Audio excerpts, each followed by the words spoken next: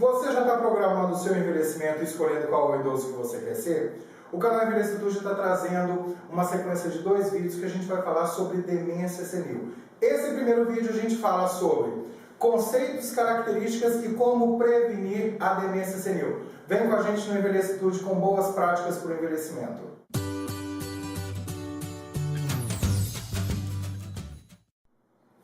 A gente, quando fala de saúde mental, a gente imagina que é só não ter doenças psiquiátricas. Mas é importante que a gente entenda que a saúde mental não é só a ausência de doenças mentais. Está relacionada à forma que a gente interage com a gente e com o meio que a gente sobrevive.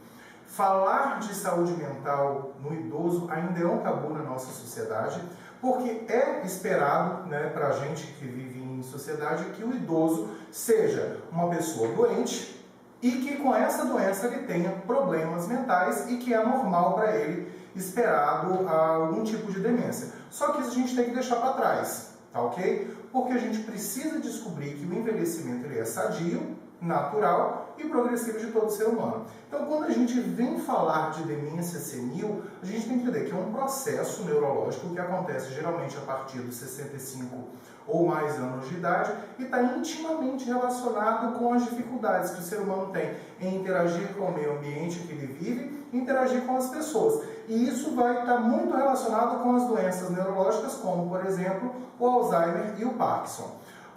Mas como é que a gente pode ser capaz de reconhecer um quadro de demência no idoso? Primeiro que a gente tem que pensar é que quem vai fazer essa identificação é um profissional de saúde especialista em geriatria e gerontologia.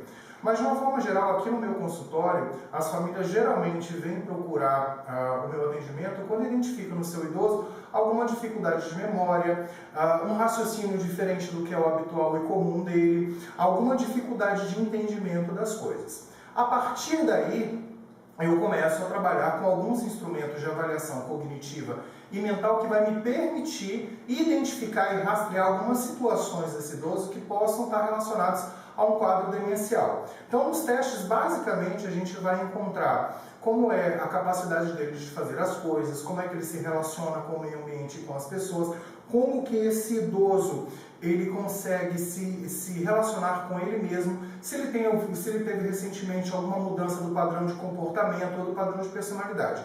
Fazendo esses testes e a gente identificar que ele tem pelo menos 2 domínios desses com algum tipo de prejuízo, a gente já tem aí um quadro de demência que a gente precisa cuidar. Mas vamos lá. O que pode fazer com que o indivíduo tenha um quadro de demência?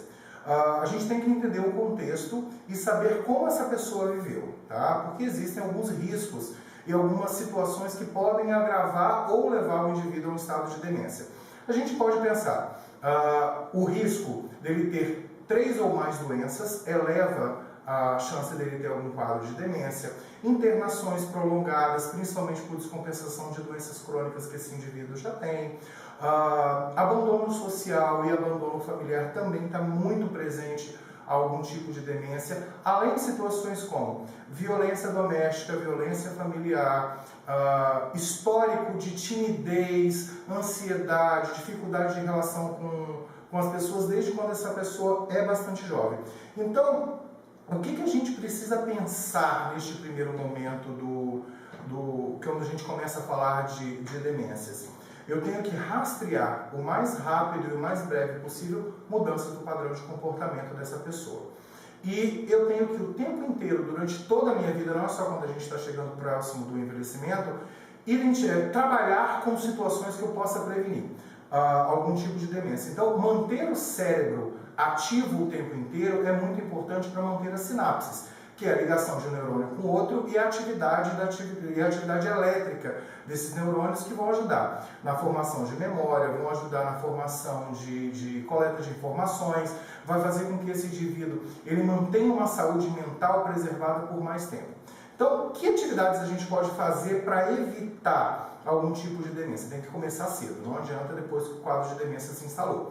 Então, leituras, atividades físicas, exercícios de memorização, interação com pessoas de diversas idades. Então, neste primeiro vídeo, eu quero estar trazendo para vocês, eu trouxe aqui agora para vocês nesse primeiro vídeo, uma introdução breve do que vem a ser o quadro de demência, a relação com a saúde mental do idoso, uma definição de demência senil, os fatores de risco e o que a gente faz para rastrear. No próximo vídeo a gente vai estar falando um pouco mais das consequências da demência senil no idoso e o que a gente pode fazer depois que ela se instalou na saúde, tanto do idoso quanto da sua família. Espero que você tenha gostado do nosso vídeo hoje sobre demência senil. Se você gostou, deixe seu like aqui embaixo. Se você ainda não se inscreveu no Envelhecitude, se inscreva e até o próximo vídeo que a gente vai falar sobre as consequências e como cuidar de um idoso com demência senil. Beijo no coração!